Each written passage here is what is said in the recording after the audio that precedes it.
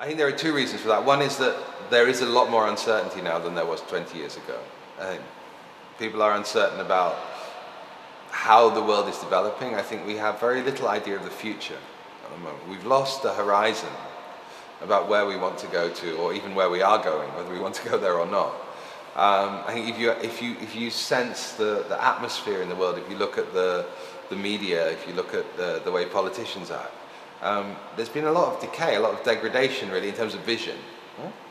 Mostly, at least in northwestern Europe, it's about trying to stay where we are and not try to change as much as possible.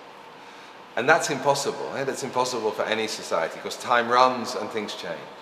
And we all know that as well, but we're not sure which direction it's going in, and I think a lot of us fear that it maybe is getting worse rather than better. So I think now is a time to ask about the future. Now is a time more than in the past to ask what kind of future do we want, and can we determine that future? Can we from inside the museum determine our own future, and can the people who come here be part of that? Can they teach us how to make the museum of the 21st century?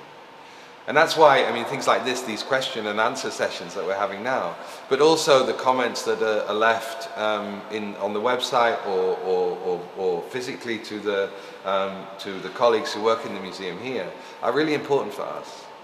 Because we have to learn how to build this museum of the 21st century, just like we have to learn how to build the future again.